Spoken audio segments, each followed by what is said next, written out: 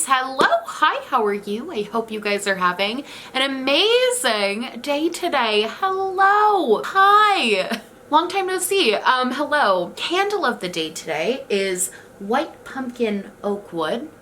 You can't see it, but it's burning. Also, fun fact, bought this little pumpkin decor for my background for all the videos I was gonna film in August. It's just been sitting here, but I do have this little pumpkin here. I got it at Home Goods, so super cute. It's my little ode to fall. Oh my god, it's fall. I'm in a sweater. I've literally never been happier. Anyway, hi! Hello, today's video. I'm really excited about today's video concept and kind of where we're gonna go with this, and I hope that you guys will be interested in it. I'm not sure if you will, but as you know, if you've been a follower for a little while, I do this series called Evolution of. I haven't done one in a while because I've kind of been lacking inspiration for them, but I kind of had this idea for Evolution of. Normally I focus them on like a person or brand. I kind of had this idea to focus on like a concept and to just sort of see where that concept took me. And I was really, what sparked this was I was scrolling through Instagram and I saw that Tana Mojo was coming out with a new toy. I'm probably gonna have to bleep that. And I realized that from her, this is like probably the 4th or 5th just on its own product launch that she's done in the last year. And honestly, of all of those product launches, most of them have been somewhat scams. And it got me thinking, like, how did we get here? How did we get to a point where people like Tana Mojo and Trisha Paytas and all of these people are just like low-key scamming their followers? Like, how did we get to this point? What sort of evolution of influencer marketing led us to this place where all of these influencers are doing these sort of shady marketing techniques for the sake of making money? Like, even to think about the fact that we've had influencers start to abuse the stock market as a way to make money is like bananas to me. So this isn't exactly an evolution of, but it's definitely sort of, I can't decide what to call this video. You'll see the title and you'll know, but definitely more sort of just like walking through the timeline of events that got us here to where we are currently with the way that influencers market products and put out products. And also talking about the effect that that has on being an influencer as a job in general, and also the effect that it has on the consumer. So if you're interested in that, let's jump in after we hear from our sponsor. Hi friends, Editing Me here, and today's video is sponsored by Way. I feel like oftentimes when life gets really busy and stressful, one of the first things I start to neglect heavily is my hair. It's so easy to just throw it up in a messy bun all the time, or not take extra time in the shower to take care of it, not do any treatments, but there's nothing better than hitting the reset button on all of that and trying some new and fun hair care product. I wanted to tell you guys some of my favorite products that I've been using lately from Way. First, I know that you guys are sick of hearing me talk about this. This is my 3rd bottle of the Way leave-in conditioner. This stuff is like gold in a spray bottle. I love this stuff so much. I used to use a ton of different leave-in conditioners because after a shower, my hair can sometimes be ridiculously snarly. So in order to get a brush through it, I need a leave-in conditioner. I used to use like 4 different ones. I'm down to just this one. This is like my tried and true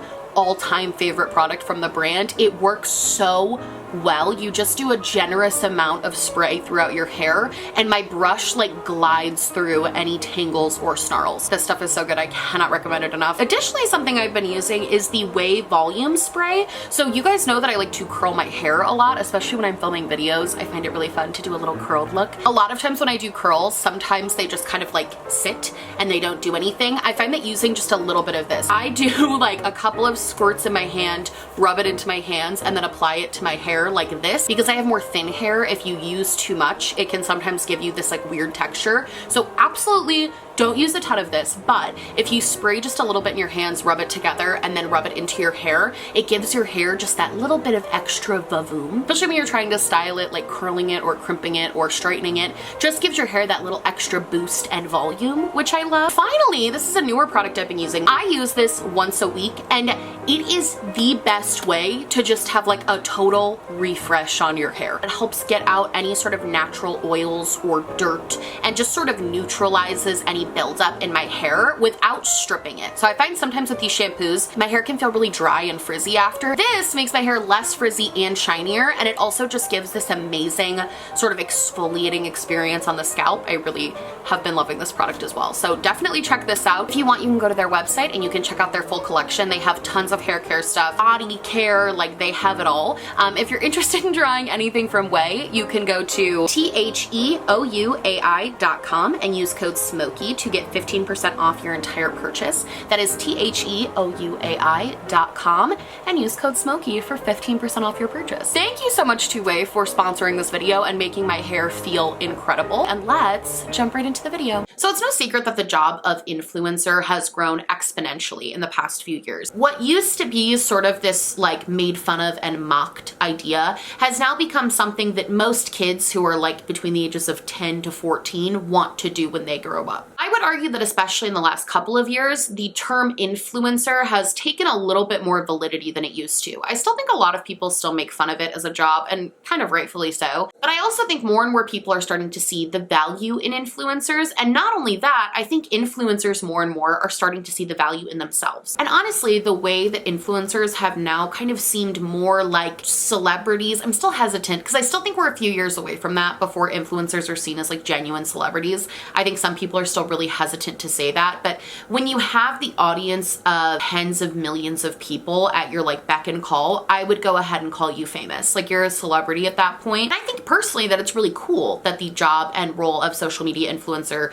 has been being taken more seriously. But I do think there are some major downfalls to that happening that should be talked about as well. There's been this new wave of influencers who came from particularly YouTube and Twitch and TikTok who are now starting to become even more than influencers. Influencers in today's world have basically gone from being purely just content creators to being like business moguls. And while I think a lot of influencers who start these sort of businessy projects, start wanting to sell a product, do take it very seriously, I think there's a lot of others that do not take that seriously, are simply trying to make some money and capitalize off of their fan bases. And honestly, when you're doing something like that, when you're putting out a product for the sole reason of making money and capitalizing off of your audience, and you're kind of quality of production doesn't really matter to you, that is when you're going to start selling products that I would consider a scam. It's something that isn't representative of what people thought they were going to get. It's misleading to the audience who ends up buying it.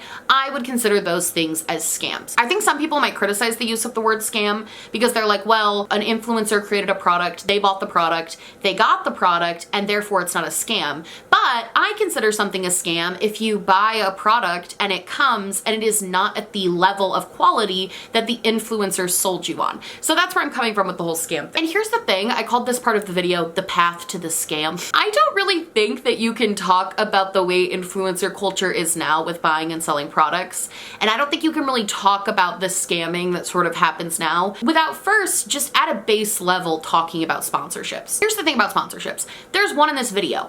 I will never sit here and say, especially now in my life, that I think sponsorships are a bad thing or a bad thing for influencers to do. I don't think they're bad, and I think most people actually don't think they're bad. And I think the people who do think they are bad because there have been certain influencers who have abused the sponsorship system and have made people lose trust in sponsorships as a whole, which makes perfect sense. Now, most influencers, once they start hitting like even just a couple of thousand followers, like 2,000 to 3,000 followers, you'll start getting messages and requests to do sponsored posts and sponsored content. And I will say, when you're a smaller influencer, a lot of times that can be very hard to navigate. It can be very difficult to know what is and is not a scam. All you know is this company is offering to pay you like $100 to talk about something, and that seems like easy money. Now, influencer marketing has been a thing since the term influencer was coined. Like, this has always been a thing on the internet, but it has definitely gotten more prevalent in recent years. And I think the problem started to arise when more and more influencers were taking more and more more sponsorships, and a lot of them were not being properly vetted as good sponsorships. I think there were a few scandals in particular that really made influencers especially aware that there were ramifications to taking sketchy sponsorships. So for example, you had the Kenza Cosmetics situation, which was when Gabby Hanna, Tana Mojo, a few other people did this like swipe up story post that included this company called Kenza Cosmetics, and they were basically selling free makeup brushes, and all you had to pay was $12 for shipping. Some people never got their brushes, some people got the brushes and they were terrible quality, and the influencers who pushed those products were called scammers because they were promoting a company that didn't deliver the quality of product that they were expecting, or they just didn't get the brushes at all. On top of that whole issue, you had things like the BetterHelp scandal, which if you guys don't know, BetterHelp is a service, it's like an online counseling service. I have a whole video talking about BetterHelp and my feelings on it personally. I feel very strongly against BetterHelp as a system, but people like Philip DeFranco got in a lot of heat for working and supporting BetterHelp when it came out that some of their practices were pretty shady. That's putting it lightly. They were like terrible. And on top of that, there was a lot of drama surrounding BetterHelp and the people who took those sponsorships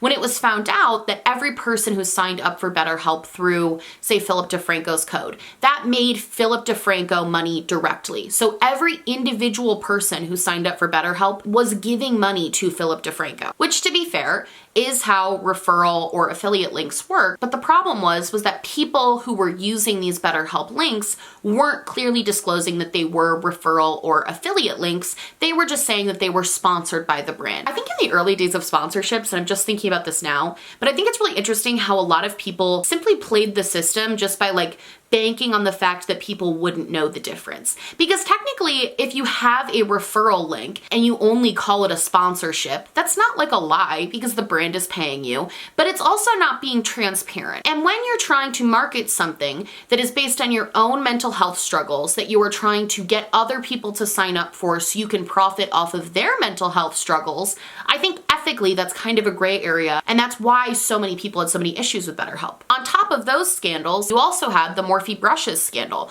which was when people finally found out that influencers who were pushing Morphe promo codes were being paid directly every time somebody used that promo code. I think now it's really easy to look at these situations, particularly BetterHelp and Morphe, and even Kenza, honestly, look at those situations and be like, well, duh. Obviously, people were making money by giving their codes. Obviously, people were making money through the affiliate link. Obviously, if they're telling you to just pay shipping, that means they're not great brushes. But when all of those things were happening at the time, it was before, I think, general knowledge around sponsorships and affiliate links and referral codes. I think it was before there was a lot of knowledge about that situation. It almost felt like to navigate YouTube in like 2016, 2017, 2018, especially in the beauty space, it felt like you almost had to have a degree in marketing to understand all of the ploys and loopholes people were using to get around disclosing sponsorships. And I think honestly that all of those situations, plus just general shadiness around sponsorships, made people have a real distrust in sponsored content. It made people have a distrust for, is this person saying they like this product because they actually like it? Or is this person saying that because they're going to make $100 off of me if I purchase the product? As that criticism for sponsored content started to grow, and as people started to sort of have this disdain for sponsorships and affiliate codes and things like that,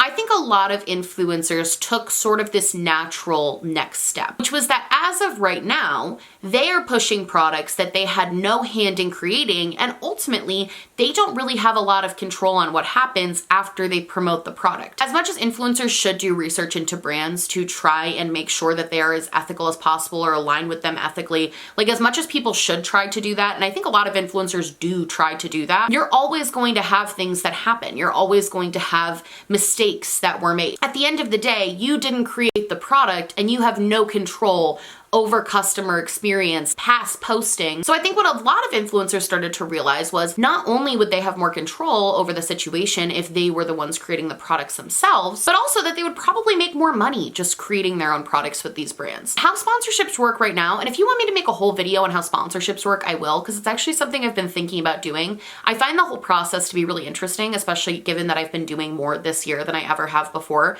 I just think it's really interesting and I feel like I would want to know. But anyway, for sponsorships, typically you will get sort of this flat fee. Like you get a fee for doing this. Sometimes there's a views requirement, sometimes there's not. You get a flat fee, you promote the product, done and done. With a collaboration, there's a lot more room to make money. Sometimes you make money up front, sometimes you make money based on units that are sold. And I think a lot of influencers, pretty correctly, especially in like the makeup and lifestyle category, started thinking to themselves, why am I promoting this product from this brand when I could just make a product with the brand to begin with, have more control over it, and make more money? I also think counter to that, brands started to realize after they were doing more influencer marketing, like, oh my God, we're making so much money from these people recommending these products. Imagine how much money we would make if we slapped their name on it too. So I think it goes hand in hand. Like both parties realized ways that they could benefit from one another. And honestly, I think if you look at a lot of early collaborations, I mean, yes, there were some hiccups, like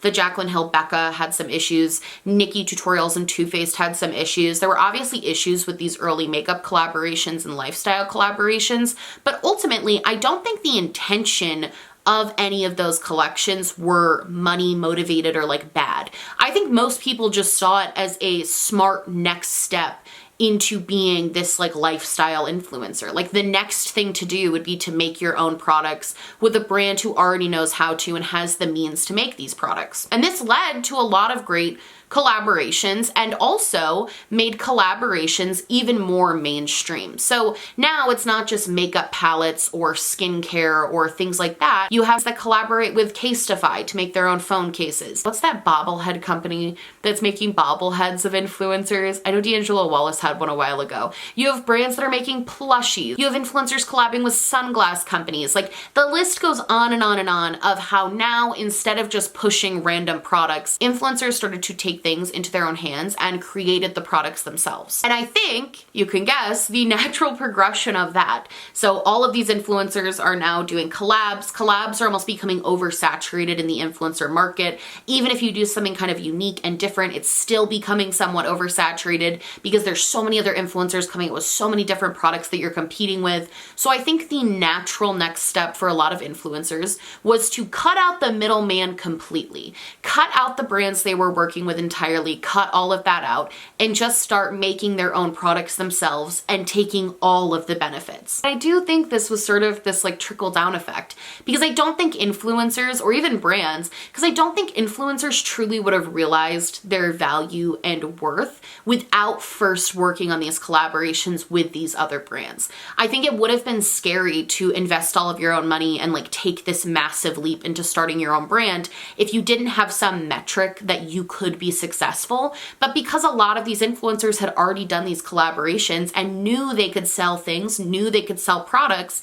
it didn't seem, it's probably still scary, but it didn't seem as scary to make that leap because they already had this sort of parameter of success. And I will say a lot of creators who made this decision came out with amazing products and had amazing launches. You have Jackie Aina with Forever Mood, Simply Nailogical, Hollow Taco is phenomenal. Lunar Beauty is like an amazing brand that I love. Manny does a great job with it. Laura Lee has her clothing line that seems to be doing really well and people seem to be really liking. So there are influencers who did this in a way that wasn't scammy. There are influencers who made brands and made products that were cohesive, that made sense, that fell all under the same umbrella, that were in line with their passions, and made products that were amazing on top of that for consumers and took making products that were amazing very seriously. However, I think there are some influencers who did not take that seriously and who did not care about the products they were putting out. And I want to give some examples because I think it's really important to talk about this stuff and talk about when influencers are now starting to have this reputation for putting out really subpar quality products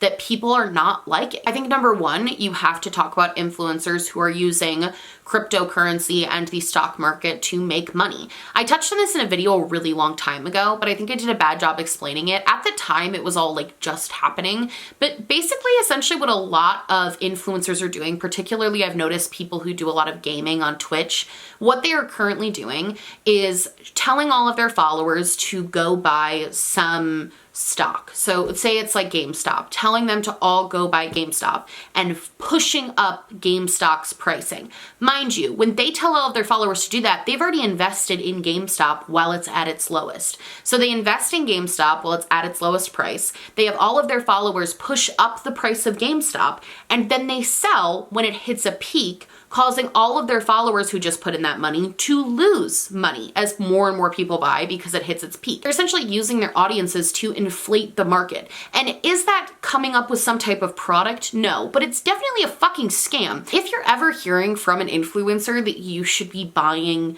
Dogecoin, you're probably too late to get into Dogecoin, because that means they've already put all their money in and are just praying people will bring that price up. On top of just like those types of scams that are just like generally shitty scams, I think also there's other influencers that have come out with products that you could definitely view as scammy. I'm sorry to hype on this, but I think that Tana Mojo has been really flying under the radar for how absolutely trash the products she puts out is, and she keeps putting them out like more and more. I could do a whole comprehensive video just talking about the scams of Tana Mojo, because it's insanity to me that she keeps getting away with putting out these really terrible quality products and just sells them out in an hour and like nobody talks about it. In the past like year and a half, Tana has come out with a perfume, a sex toy, a lingerie set, a necklace, and is now also talking about that she's going to be coming out with a line of weed. I think honestly with Tana in particular, and I could say this about a lot of influencers and like influencer collabs and brands,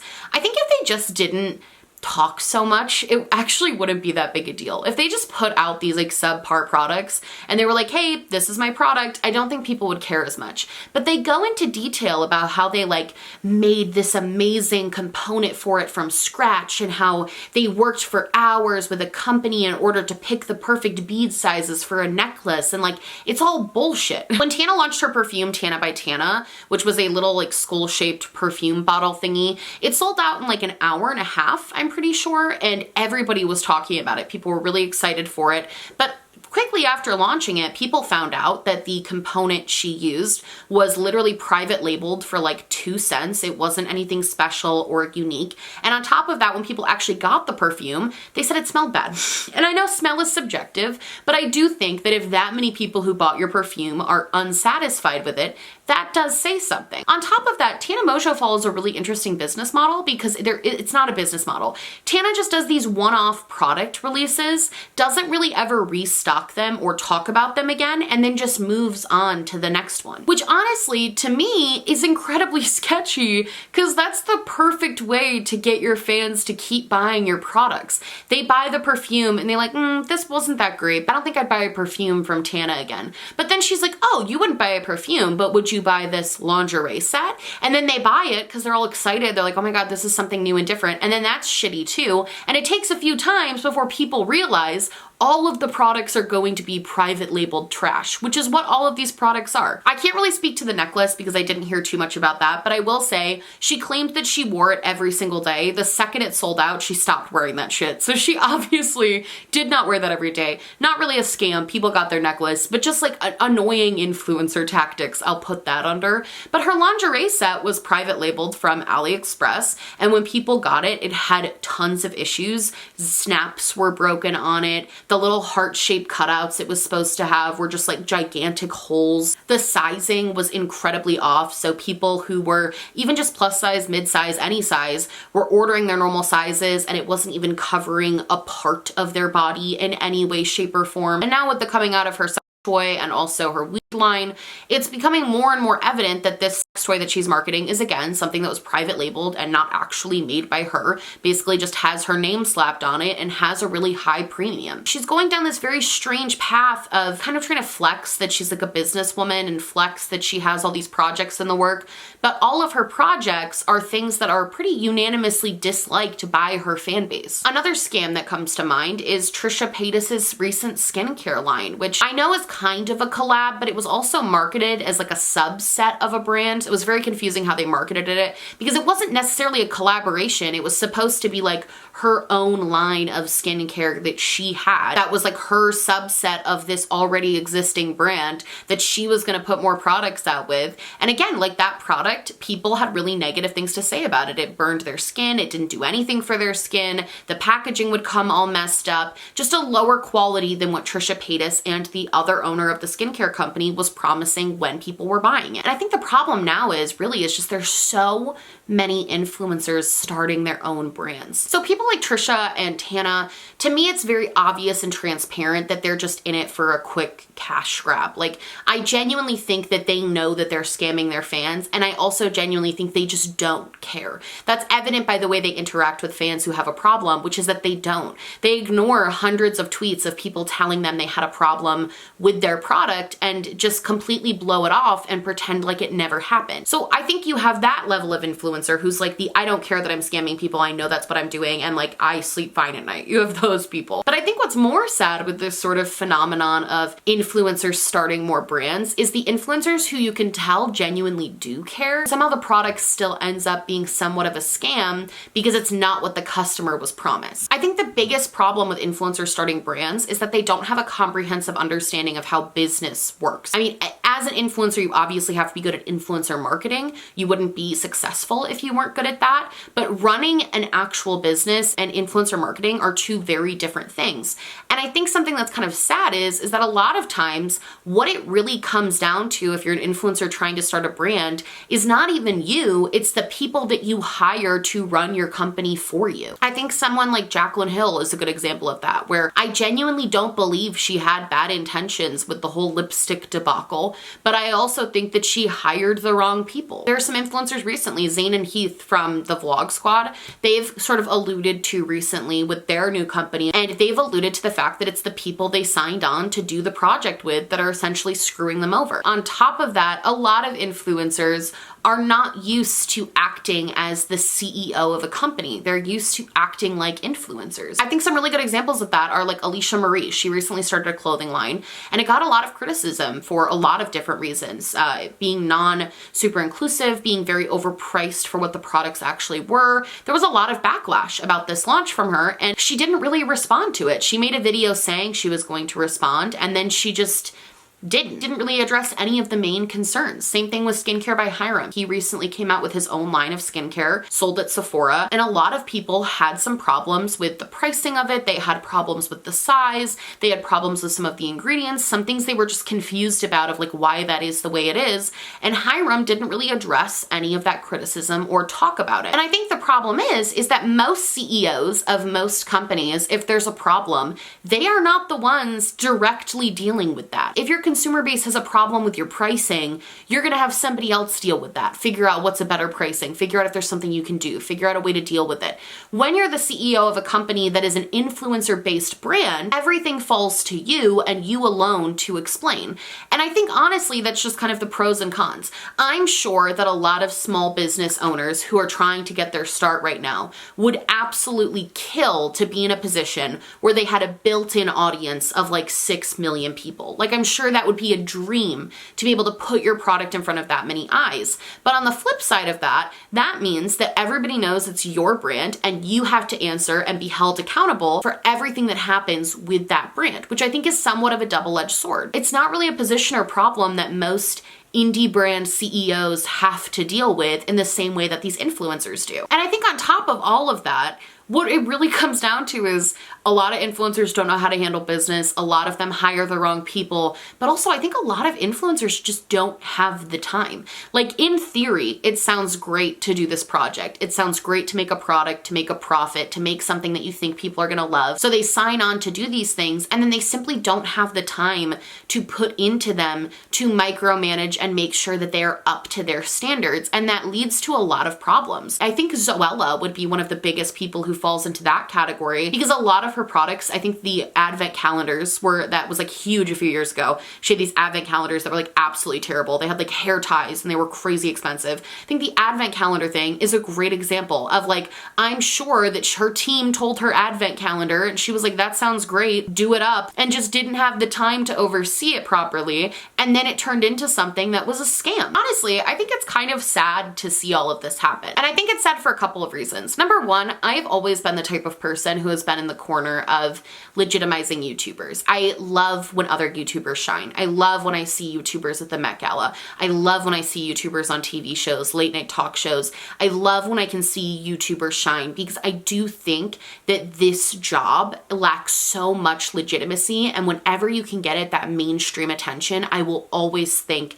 that that is incredible, that that is wonderful, because I think YouTubers, for the most part, genuinely deserve that kind of credibility. So it's sad to me when we have these sort of scams or scandals happen or bad products put out. Because all of this is so new, it gives a lot of other influencers a bad name and a bad rap. My biggest fear in seeing the way that sort of scam culture is evolving, I hated that. My biggest fear with it though is that it's gonna be similar to sponsorships. I think so many people are gonna get screwed over one too many times by influencers making shitty products, and that's gonna cause a really strong distrust of influencer products in general, and it's going to hurt influencers who are trying to start businesses for legitimate reasons and who are trying to use their platform to make something they actually love and believe in. Essentially worried about history repeating itself on that one, because it makes me sad to think about people I know that work really, really hard for their brand, and to hear that that might be delegitimized because they will be lumped into this like influencer brand thing as a whole. I think when we're considering if whether something an influencer is putting out is like a scam or not, I think it's really important to consider the source, as any other brand.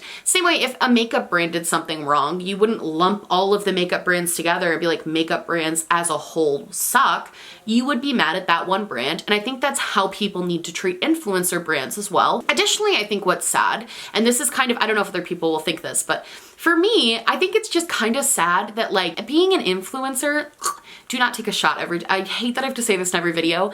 Don't take a shot every time I say influencer, only a shot of water. I think now even the fact that the term influencer is used so much more than content creator makes me kind of sad, because I feel like people used to start doing YouTube because they loved content creation. They loved making content. They loved doing all of this stuff. And now so much of what goes into being an influencer or content creator is really heavily just revolved around making money and pushing products or making products or doing all of those things. The big motivation people have for getting into it in the first place is, how can I make the most money?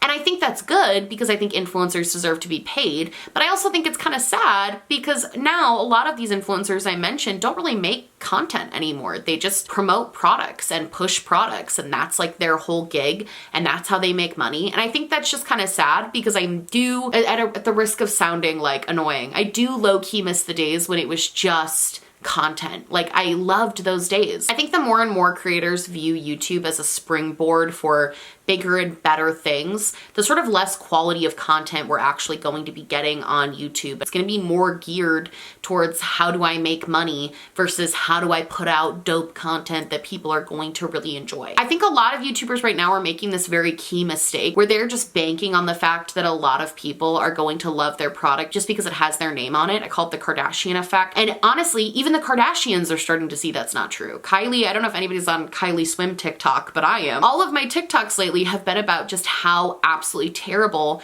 Kylie Swim's new launch was. How all the bathing suits are essentially see-through, they're unwearable, they cover nothing, how people are returning them. And previously, Kylie Jenner, whenever she put out something, it sold out in seconds. It got rave reviews. Even if it wasn't very good, it still got rave reviews. Now, consumers are starting to say, I'm not just gonna buy useless crap that I won't wear just because it has Kylie Jenner's name on it. And I think a lot of influencers are gonna start seeing that hard truth soon as well. You can only push consumers so far before they put their foot down and they're like, enough is enough. And I think a lot of these influencers who are again and again and again scamming their fans are going to have problems having returning customers. At the end of the day, I don't think we are at the end of seeing shady influencer launches or influencer brands or scams. Like, we're definitely not at the end of seeing that. But I do think that it's really important, if you do see a scam or you see someone doing something shady in the influencer realm, to talk about it and call it out or report it or do something. I've seen a lot of videos, and I'll link them down below, that talk about influencer scams, kind of similar to this video. And I think they're really, really important to see and hear about and just be aware. Like, if this video taught you one thing, it's like, don't buy a product Tana Mojo puts out. Be really mindful of influencer products. Maybe wait until there's reviews to make sure that these products are actually legitimate and going to be worth your money. There's enough corporate scams in the world without adding on top of that influencers that are trying to scam you and use your parasocial relationship with them for their benefit. So just like keep an eye out.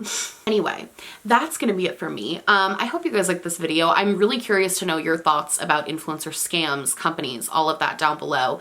I love you guys. If you like this video, please like and subscribe, or just subscribe, or do neither. I'm honestly just so happy you're watching me. Thank you so much for being here. My merch, my social media, and everything I'm wearing on my face will be linked down below, along with my social justice spotlight. You can go check that out. There's some new links in there. And yeah, I love you guys so much, and I will see you in the next one. Bye!